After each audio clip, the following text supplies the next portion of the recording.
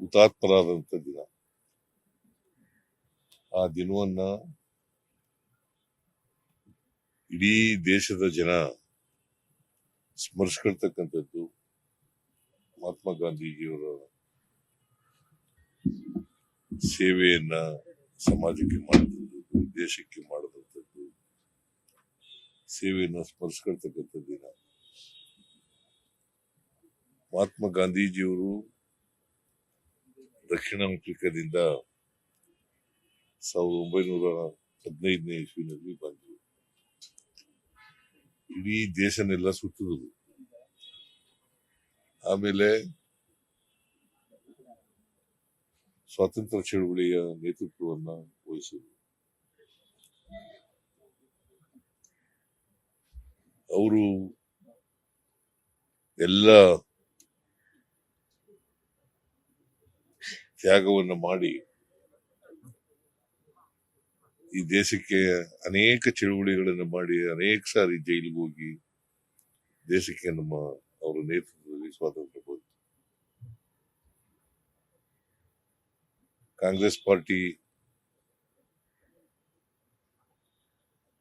ಅವರ ನೇತೃತ್ವದಲ್ಲಿ ಸ್ವಾತಂತ್ರ್ಯ ಹೋರಾಟವನ್ನ ಮಾಡಿತು.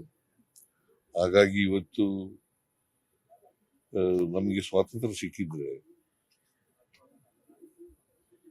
ಸ್ವಾತಂತ್ರ್ಯ ಹೋರಾಟಗಾರರ ತ್ಯಾಗ, ಬಲಿದಾನ ಅಂತಕ್ಕಂಥದ್ದನ್ನ ಈ ಸಂದರ್ಭದಲ್ಲಿ ನಾವು ಸ್ಮರಿಸ್ಕೊಳ್ಳಿಕ್ಕೆ ಬಯಸ್ತಾ ಇದ್ದೇನೆ. ಒಬ್ಬ ಮತಾಂಧ ಅವರನ್ನ ಕೊಂದಾಕಿದ್ರು, ನಾಥೂರಾಮ್ ಗೋಡ್ಸೆ ಅಂತಕ್ಕಂಥವ್ರು, ಮತ್ತು ಅವ್ರ ಜೊತೆನಲ್ಲಿ ಇನ್ನ ಕೆಲವು ಜನರು ಸೇರ್ಕೊಂಡು ಅವ್ರನ್ನ ಕೊಂದಾಕಿದ್ರು. ಮಹಾತ್ಮ ಗಾಂಧೀಜಿಯವರು ಸತ್ಯ, ಅಹಿಂಸೆ,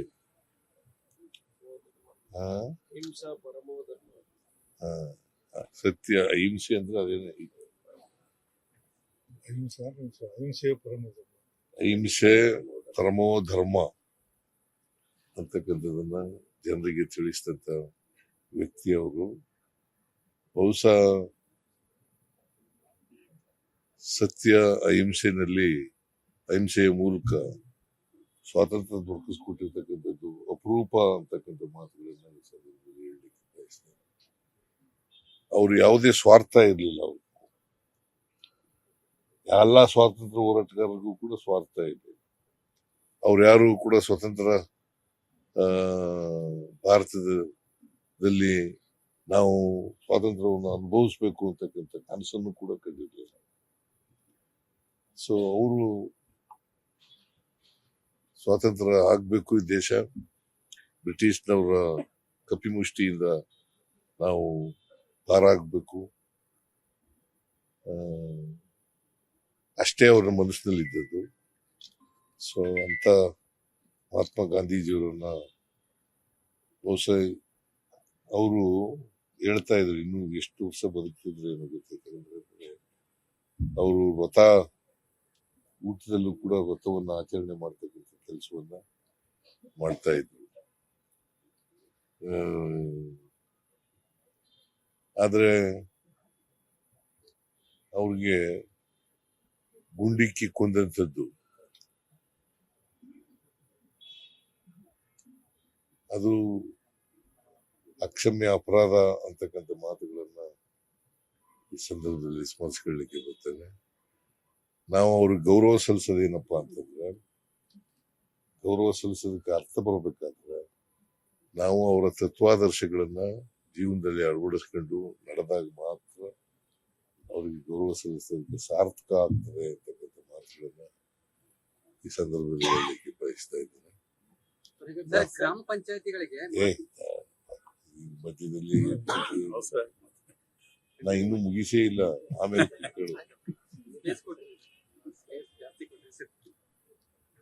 ಮಹಾತ್ಮ ಗಾಂಧೀಜಿಯವರು ಶಾಶ್ವತವಾಗಿ ಅವ್ರ ಹೆಸರು ಉಳಿಬೇಕಲ್ಲ. ಯಾಕಂದ್ರೆ ಬಹಳ ಜನ ಯುವಕರು ಮರಿತಾ ಇದ್ದಾರೆ. ಅದಕ್ಕೋಸ್ಕರ ನಿಮ್ ಪ್ರಶ್ನೆಗೆ ಉತ್ತರನು ಹೇಳ್ಬಿಡ್ತೀನಿ. ಅದಕ್ಕೋಸ್ಕರ ಮಹಾತ್ಮ ಗಾಂಧೀಜಿಯವರು ಏನಂತ ಹೇಳಿದ್ರು ಅಂತಂದ್ರೆ, ಗ್ರಾಮಗಳ ಸ್ವಾವಲಂಬನೆ ಆಗದೇನೆ ದೇಶದ ಪ್ರಗತಿ ಆಗಲ್ಲ ಅಂತಕ್ಕಂಥ ಮಾತುಗಳನ್ನ ಹೇಳಿದ್ರು. ಗ್ರಾಮಗಳು ಸ್ವಾವಲಂಬನೆ ಆಗಬೇಕು, ಆರ್ಥಿಕವಾಗಿ, ಸಾಮಾಜಿಕವಾಗಿ, ರಾಜಕೀಯವಾಗಿ, ಶೈಕ್ಷಣಿಕವಾಗಿ ಸ್ವಾವಲಂಬನೆಯನ್ನ ಕಾಣಬೇಕು.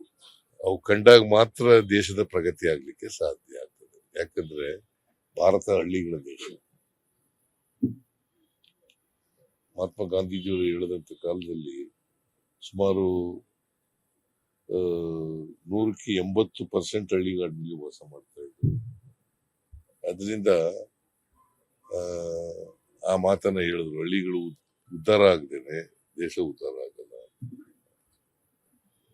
ಅದನ್ನ ನೆನೆಸ್ಕೊಂಡು ನಾವು ಅವರಿಗೆ ಸಲ್ಲಿಸ್ತಕ್ಕಂಥ ಗೌರವ ಏನಪ್ಪಾ ಅಂತಂದ್ರೆ, ಸುಮಾರು ಕರ್ನಾಟಕದಲ್ಲಿ 6,000 ಪಂಚಾಯತಿಗಳಿದ್ದಾವೆ. ಸುಮಾರು 6,000 ಪಂಚಾಯತಿ ಕಟ್ಟಡಗಳಿದ್ದಾವಲ್ಲ, ಅವ್ರ ಹೆಸರನ್ನ ಇಡ್ತಕ್ಕಂಥದ್ದು. ಅದನ್ನ ನಾವು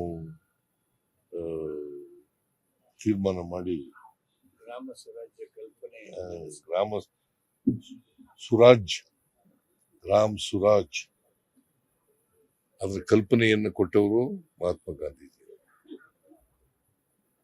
ಗ್ರಾಮಗಳು ಸ್ವತಂತ್ರ ಆಗಬೇಕು. ಅವ್ರು ಹಿಂಗೆ ಬಯಸಿದ್ರು ಅಂತಂದ್ರೆ, ಹಳ್ಳಿಗಳು ಸ್ವಾವಲಂಬನೆಯಾಗಿ ಹಳ್ಳಿಯಿಂದ ದಿಲ್ಲಿಗೆ ಹೋಗ್ಬೇಕು, ದಿಲ್ಲಿಯಿಂದ ಹಳ್ಳಿಗೆ ಬರಬಾರ್ದು ಅನ್ನೋದು ಕನಸು. ಸೊ ಅಂತವರು ನಮ್ಮನ್ನ ಅಗಲಿದ್ದಾರೆ. ಅದು ಹುತಾತ್ಮರಾಗಿದ್ದಾರೆ, ಗುಂಡೇಟಿನಿಂದ ಸತ್ತಿದ್ದಾರೆ. ಅದು ಎಲ್ರಿಗೂ, ನಮ್ಮ ಭಾರತೀಯರೆಲ್ರಿಗೂ ಕೂಡ ನೋವನ್ನುಂಟು ಮಾಡ್ತಕ್ಕಂಥ ಸಂಗತಿ ಅಂತಕ್ಕಂಥ ಮಾತುಗಳನ್ನ ಈ ಸಂದರ್ಭದಲ್ಲಿ ಹೇಳಲಿಕ್ಕೆ ಬಯಸ್ತಾ ಇದ್ದೇನೆ. ಮಹಾತ್ಮ ಗಾಂಧೀಜಿಯವರು ಇನ್ನೊಂದಷ್ಟು ದಿನ ಬದುಕಬೇಕಂತ. ಯಾಕಂತಂದ್ರೆ ಅವ್ರಿಗೆ ಅವರ ಅಭಿಮಾನಿ ಒಂದು ಪತ್ರ ಬರೀತಾರೆ. ಏನಂತ ಬರೀತಾರೆ ಅಂತಂದ್ರೆ, ನೀವು 100 ವರ್ಷ ಬಾಳಬೇಕು ಅಂತ ಬರೀತಾರೆ. ಅದಕ್ಕೆ ಉತ್ತರ ಏನ್ ಕೊಡ್ತಾರೆ ಗೊತ್ತಾ ಗಾಂಧೀಜಿಯವರು? ನಾನು ಕಡಿಮೆ ಹೇಳ್ಬಿಟ್ಟಿದ್ದೀನಿ, ನೀನು ನನಗೆ ವಯಸ್ಸನ್ನ 125 ವರ್ಷ ಬದುಕಬೇಕು ಅಂತ ಅನ್ಕೊಂಡಿದ್ದೀನಿ ನಾನು. ನೀ 100 ವರ್ಷ ಅಂತ ಹೇಳ್ಬಿಟ್ಟಿದ್ಯಪ್ಪ ಅಭಿಮಾನದಿಂದ, ನಾನು 125 ವರ್ಷ ಬದುಕಬೇಕು ಅಂತ ಅನ್ಕೊಂಡಿದ್ದೀನಿ ಅಂತ ಉತ್ತರ ಕೊಡ್ತಾರೆ. ಸೊ ಅದರಿಂದ ಅವ್ರಿಗೆ ಇನ್ನೂ ಜಾಸ್ತಿ ದಿನ ಬದುಕಬೇಕು ಅಂತಕ್ಕಂಥ ಆಸೆ ಇತ್ತು. ಅದು ಆಗ್ಲಿಲ್ಲ ಅಂತಕ್ಕಂಥ ನೋವಿನ ಸಂಗತಿ. ಇದನ್ನ ನಾವು ಇವತ್ತು ವ್ಯಕ್ತ ಮಾಡಬೇಕಾಗ್ತದೆ. ಸೊ ಮಹಾತ್ಮ ಗಾಂಧೀಜಿಯವರನ್ನು ಇಡೀ ದೇಶ ಸ್ಮರಿಸ್ಕೊಳ್ತದೆ, ಇಡೀ ದೇಶ ಸ್ಮರಿಸ್ಕೊಳ್ತಕ್ಕಂಥ ಕೆಲಸಗಳು. ಸರ್, ಈಗ ಗುತ್ತಿಗೆದಾರರ ಸಂಘದವರು ಒಂದಷ್ಟು ಆರೋಪಗಳ ಜೊತೆಗೆ ಫೆಬ್ರವರಿ 5ನೇ ತಾರೀಕು ಗಡುವು ಕೊಟ್ಟಿದ್ದಾರೆ. ಅಲ್ಲ, ಬಾಕಿ ಬಿಲ್ ಬಿಡುಗಡೆಗೆ ಸರ್, ಬಾಕಿ ಬಿಲ್ ಬಿಡುಗಡೆಗೆ ಸಂಬಂಧಪಟ್ಟಂತೆ ಗಡುವು ಕೊಟ್ಟಿದ್ದಾರೆ. ಬಾಕಿ ಬಿಲ್ ಬಿಟ್ಟೋದವರು ಬಿಜೆಪಿ ಅವರು ಅಷ್ಟು ಬಿಟ್ಟರೆ